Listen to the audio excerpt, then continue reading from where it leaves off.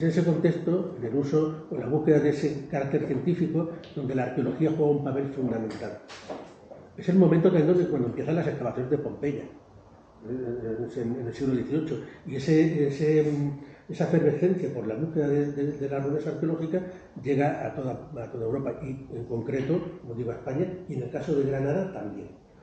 En 1754 aparecen unas ruinas arqueológicas en el Albaicín, que apuntaban que eran de época romana. Supongo que no sé si conocéis demasiado la historia de la ciudad, pero ha habido un debate muy intenso sobre si la ciudad de Granada tiene un origen romano o no. Si era una ciudad islámica o una ciudad romana. Ese debate ha estado vivo hasta hace apenas 10-15 años. Bien, la necesidad de demostrar que la ciudad era romana o no lo era estaba vinculada a un hecho histórico que para aquella época era muy importante, que fue la celebración del primer concilio de la Iglesia, del que se conservaron las actas, el concilio de Elvira o de Iliberri, como llamamos nosotros. Existe una intencionalidad clara de buscar las pruebas materiales de la celebración de ese concilio en Granada, conjugando todos esos factores, esa necesidad que está latente desde el siglo XVI, realmente casi desde el momento de la conquista, cuando se vuelve a restituir la iglesia granadina después de la conquista de 1492, está latente esa idea y ese intento de que la arqueología se convierta en la herramienta más novedosa y más puntera de la época, más científica para escribir la historia. Coincide que aparecen unos restos arqueológicos en el Albaicín. Un clérigo de la catedral llamado Juan de Flores compra esos solares donde aparecen los restos arqueológicos y empieza a hacer unas excavaciones propiciadas y autorizadas por la corona. En esas excavaciones arqueológicas lo primero que encuentra es un gran edificio con un gran enlosado, como hemos representado en este dibujo, y una serie de elementos que ahora iremos viendo con detalle. Esos restos eran de época romana, pero no encuentran los restos que justifican y que demuestran que allí se celebró un concilio. Entonces lo que hace es empezar a hacer una serie de falsificaciones, las entierra por la noche y al día siguiente las descubre. Entonces, es el ciclo, es digamos, el epílogo de lo que se llama el ciclo falsario. Esto venía precedido del Serromonte. El Serromonte también es algo muy parecido. Y de los libros Plumeo, ¿no? Claro, los libros Plumeo, hay lo que se llama el ciclo falsario, ¿no? Hay 3 episodios: la Torre Turpiana, que era los libros Plumeo, que es el Serromonte, y Juan de Flores. El hecho de encontrar las reliquias del concilio fue una noticia que impactó a nivel no solo nacional sino europeo. Se descubrió lo que eran falsificaciones. Hubo un juicio, hubo juicio y fueron condenados y se les ordenó que destruyeran las falsificaciones y se enterraran los restos. Esos restos desaparecieron, se enterraron, cambió la fisonomía del barrio, la calle donde se había excavado, que era la calle del Tesoro, ya no existe. Se encuentra, o debió encontrarse, la parte alta del Albaicín, cuando paséis por el Arco de las Pesas, que hay un gran Carmen, el Carmen de la Concepción, y porque está englobada en ese entorno, y hasta el día de hoy no sabemos nada más del asunto. Eso ayudó a alimentar más la polémica de que como había unas falsificaciones, pues la ciudad romana no estaba aquí, sino que estaba en Atarfe, estaba en Medina Elvira. Bien, a colación de toda esta historia se hicieron varios dibujos de las excavaciones, hechos por distintas personas. Como digo, vamos a ver qué representaba cada uno y cómo cada uno veía lo que tenía delante. Este primero se atribuye a Juan de Flores, el propio falsificador. Para mí es interesante, primero, el despiece del enlosado, con bastante detalle. Ese perímetro irregular nos está marcando el borde de la excavación, es decir, hasta dónde excavó. Evidentemente no lo hacía como lo hacemos nosotros, que ponemos unas cuerdas y lo hacemos de manera muy ordenada, sino que iba abriendo como iba viniendo, y vemos que representa una serie de elementos de pedestales o de elementos pétreos y una especie de recinto en la parte más baja que van describiendo en la parte lateral. Ese mismo dibujo se representa una vez que se han paralizado las excavaciones y durante el juicio se ordena que se levanten unos planos de qué son los restos que se estaban excavando. Y aquí volvemos a encontrar elementos que son similares a los que hemos visto en la anterior representación. La orientación del plano es distinta, ojo. Pero si vemos que coincide ese enlosado con ese despiece, la presencia de estos pedestales y esa cosa un poco extraña, que era una especie de zona acotada que vemos en el antiguo dibujo. Vemos incluso la colocación de una serie de basas de columnas y aquí la apertura de un hueco, de lo que parecía ser que era una mina, un túnel hacia el interior. El anterior dibujo no tenía escala, este ya sí tenemos escala en varas y tenemos una orientación al norte, lo cual ya también nos está permitiendo obtener algún dato más concreto. Pero también en ese mismo momento hay otra representación más esquemática de la misma excavación, en la que vemos como aquí sí coinciden los elementos fundamentales, que son los pedestales, la presencia de bases de columnas, esta escalera, va a ser fundamental. Pues vamos atrás, aquí ya representa este elemento y la siguiente sigue representándolo. Pero evidentemente no todos los que dibujan lo hacen de la misma manera. Incluso hay algún dibujo mucho más inocente, más infantil, en el que, bueno, pues a su manera, el que lo hace, Francisco de Aranda, pues sí identifica aquello que nosotros queremos llamar la atención, la presencia de la escalera, y ese hueco que veíamos, que yo decía que hay una mina, aparece también representado. Todo eso, esas distintas maneras de interpretar unos planos antiguos, lleva a un ilustrador, ya en nuestro momento actual, a reinterpretar todos esos datos, aquellos que son comunes se tienen en cuenta y aquellos que no se ponen en tela de juicio, y a partir de esas distintas formas de apreciar el elemento arqueológico por distintas personas, se puede hacer una reconstrucción más o menos idealizada, pero bastante fehaciente de cómo debieron ser esas excavaciones arqueológicas. Este trabajo ya no lo ha hecho un arqueólogo, ya lo ha hecho un ilustrador a partir de la información que le han ido facilitando los arqueólogos. Porque como decía Guillermo, yo soy arqueólogo, pero yo no soy dibujante, yo no sé dibujar. Quería decir al principio, yo dibujo muy mal. Podría ser a lo mejor una osadía que yo esté aquí hablando de dibujo, cuando yo mismo digo que dibujo muy mal.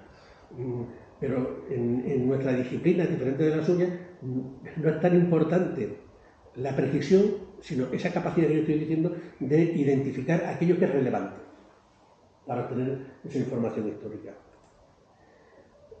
Vamos a poner otro ejemplo. Fijaros, una de las cosas que hacemos normalmente, bueno, veo que se ve regular la imagen, bueno, yo lo explico. Una de las cosas que hacemos en la fase de campo, como os he comentado. Igual se apagamos la luz. Se ve un poquito Pues sí, lo mismo. Tiene moaré. Lucía, ¿puedes apagar la luz? Sí. Es que como tiene moaré, por eso se ve tan raro.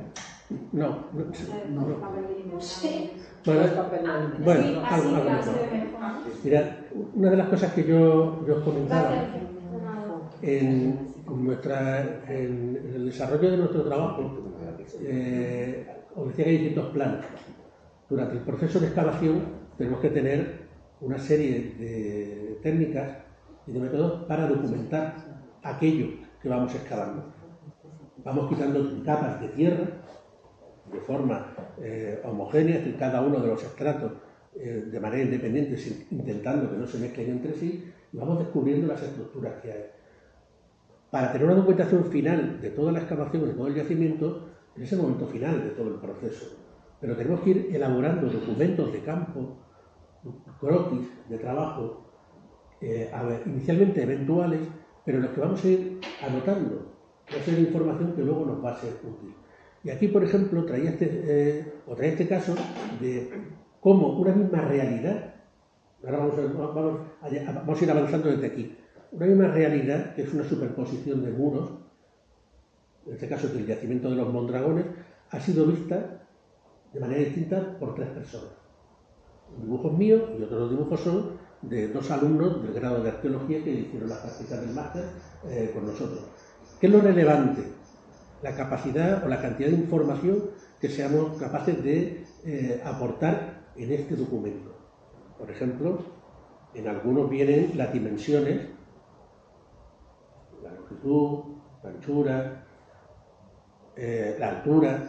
En otros casos, estas flechitas de aquí, por ejemplo, ves que ahí se indican, hay una serie de elementos que van indicando orientaciones, pues están indicando cómo se relacionan entre sí las estructuras, qué muro se adosa a cuál. Pero claro, ahora vais a ver la realidad arqueológica de esto y la dificultad que tenemos para poder interpretarlo. O sea, qué es lo que se construyó antes y qué se construyó posteriormente. Lo que llamamos las relaciones estratigráficas.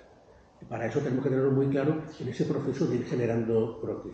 Y después de estos croquis hay un segundo paso más detallado, que es el dibujo de campo. En este caso sí es un dibujo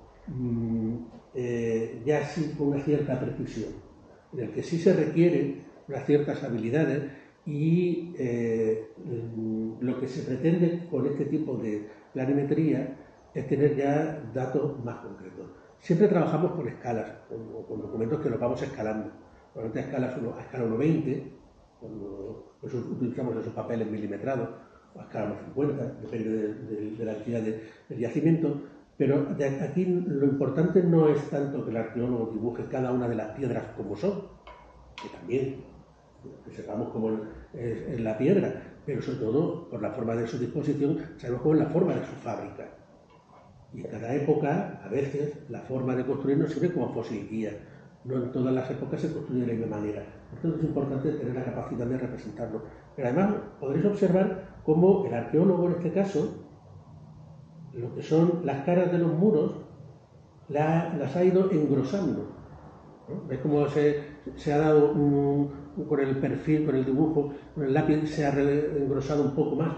Bien, fijaros, con esto lo que se quiere demostrar es precisamente esas relaciones entre sí. Por ejemplo, este muro se imbrica con este, es decir, forma parte de la misma época, se construyó en un momento, y sin embargo este se adosa a este de aquí. Por eso esa línea ahí es discontinua, es decir, no se une con ese, aquí esta línea sigue por aquí y esta de aquí no tiene esa relación. También durante esta fase de documentación de campo es muy importante que el arqueólogo refleje todo aquello que considera de interés. La unidad estratigráfica, si hay algún elemento arqueológico que aparece relacionado con apuntarlo, con alguna trama indicar qué tipo de pavimentos hay, qué pavimentos, si no. Todo ese tipo de elementos tienen que quedar expresados y recogidos en ese dibujo, ese primer dibujo. Si usamos tramas, hay que poner qué trama es y explicar de qué se trata. Bien, este sería un poco el segundo nivel. Pero como yo os decía, no renunciamos al uso de otras técnicas. Y esto, por ejemplo, es eso mismo que habéis visto, pero con una ortofoto hecha del propio yacimiento, es decir, hecha de manera científica y con un equipo de topógrafos. Esos muros, esa congregación de muros extraños que veis, está aquí. Podemos observar que a través de la fotografía aérea, esas relaciones entre los muros, cuál es anterior, cuál es posterior, quién se adosa a quién, qué muro corta, qué muro, no se aprecia. No podemos apreciarlo. Por eso es tan importante y es muy útil tener este documento, pero sobre este documento tenemos que trabajar con los otros documentos de campo que hemos ido elaborando posteriormente. De esa conjunción del dibujo de campo y del uso de estas técnicas, llegaremos a esta elaboración de planimetrías ya muy elaboradas de campo, en el que aquí sí, utilizando y habiendo ya usado las dos fuentes, sí representamos esas relaciones de cómo se relaciona cada uno de esos muros. Pero claro, eso es un auténtico laberinto de estructuras. Bueno, ¿y eso qué es? ¿No? Eso, un muro encima de otro. ¿Cómo somos capaces de saber qué era eso? Bueno, esto es de época romana, pero ¿eso para qué servía? Os he dicho, para nosotros es importante ser capaces de generar hipótesis explicativas. ¿Cómo explicamos eso? Bueno, pues el siguiente paso lo vamos a encontrar en ese proceso que hemos hecho previo con el dibujo de campo, de discernir las distintas fases, lo más antiguo de lo más reciente, vamos a generar capas. Y en esas capas las vamos a ir poniendo por épocas. Y aquí hemos filtrado, hemos borrado todo aquello que era más tardío y nos hemos quedado con las estructuras del siglo I después de Cristo, en su conjunto. Y aquí ya empezamos a tener la capacidad de poder interpretar qué es lo que tenemos. Aquí ya empezamos a ver que hay un gran estanque, en esta parte de aquí, un gran patio, aquí hay unas escaleras para bajar al estanque, lo cual nos está indicando que se trata de una piscina, es una natatio, está pensada para poder nadar, no solo para refrescarse, tiene también un uso lúdico, incluso deportivo. Este pilar que hay aquí en el centro tan grande es un pedestal, se provee un pedestal pues, para poder colocar algo, un elemento honorífico, conjunto escultórico, no sabemos muy bien, y aquí vamos a encontrar una sucesión de tres salas,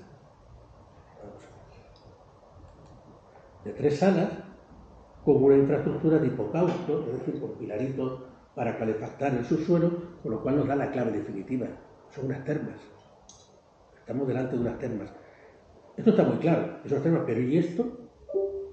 Toda esta parte de aquí, eso es lo que nos llevó quizá un poquito más o fue un poquito más complejo. Ese es un edificio anexo a las termas, que es por donde se entraban las termas. Y incluso, aunque en este punto teníamos este nivel de información, todavía el proceso de excavación y ese análisis de detalle nos permitiría sacar algún dato más concreto. Fijaros, en este muro de aquí, el que yo os he marcado, vemos que es un muro corrido con un hueco. Cuando empezamos a excavar precisamente esta zona, que no se ha excavado, en la sección que se nos queda nos aparecen otra serie de elementos. El arqueólogo lo que tiene que hacer es ese croquis rápido. Pues yo digo, para nosotros no es tan importante quizás que sea un buen dibujante. Ese croquis rápido que identifica aquello que es importante. Vemos que hay dos pilares.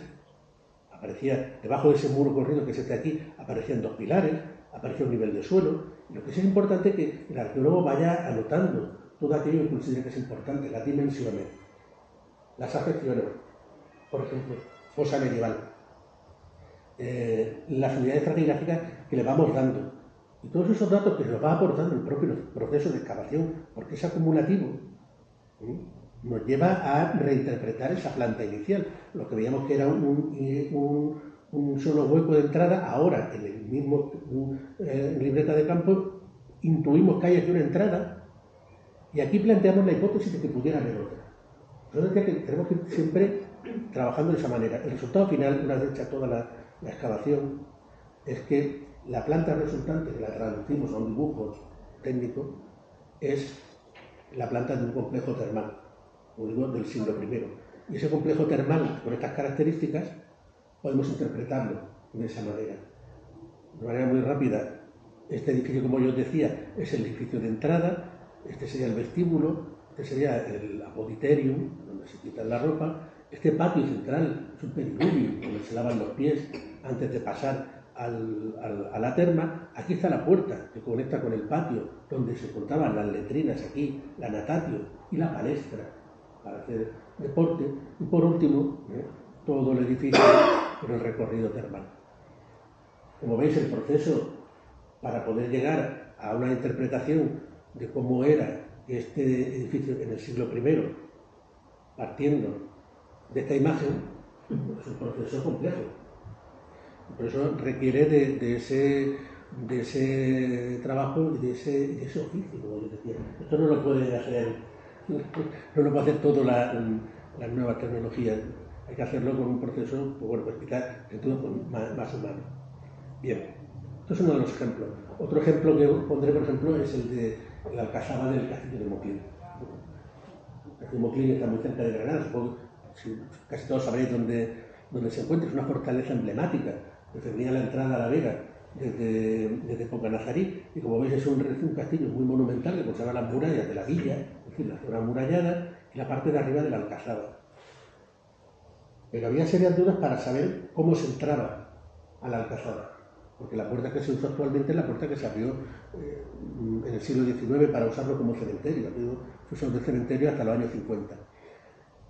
Había una fotografía antigua que se ve una de las torres en la que se ve un hueco, pero una escuela taller hizo una serie de obras y tapó ese hueco. La intervención arqueológica intentaba demostrar si ahí había una puerta o no. Durante el proceso de excavación hacemos el mismo procedimiento que habéis visto. Es decir, vamos generando croquis de trabajo, dibujos de trabajo, en el que vamos anotando todo aquello que son relevantes y vamos plasmando hipótesis. Durante el propio proceso de trabajo es muy importante que vayamos ya trazando esas hipótesis. Y nos equivocaremos y tendremos que volver a replantearlas. Pero es necesario que lo hagamos así. El resultado final, una vez planteada ese trabajo con el proceso de excavación, es que, de nuevo, utilizando las técnicas que tenemos a nuestro alcance, que nos facilitan unos resultados mucho más visibles, podemos reinterpretar cómo se entraba al castillo de Moclín a través de una rampa, a través de esta puerta, generando aquí una serie de patios antes de entrar al recinto de la alcazaba. El último caso que os voy a poner es el de un palacio civil que excavamos en la calle Pilar Seco. Aquí sucede un poco lo mismo, ¿no? De esa imagen de la fotogrametría que nos permite tener un conocimiento real del objeto en sí, ese mismo proceso que hemos ido haciendo, no lo voy a repetir, si nos permite ir trazando aquellos elementos que conforman las fases fundacionales o los momentos principales hasta llegar a un momento en el que planteamos una hipótesis. Esta fue la hipótesis inicial. Estamos ante un palacio del siglo XI que tendría esta forma. La finalización de las excavaciones nos dijo que nos habíamos equivocado y que la conformación de la arquitectura era esta, era diferente. Pero todo eso en ese mismo proceso que habéis ido viendo. Por último, vamos a dejar un poco la arqueología de la arquitectura, de los yacimientos, de los bienes inmuebles, y vamos a ir a otra parte que también es muy importante y en la que los arqueólogos le hemos dedicado muchísimo tiempo, que es el dibujo de la cerámica, del metal, del vidrio, es decir, de todos aquellos elementos que aparecen durante el proceso de excavación y que han sido fundamentales.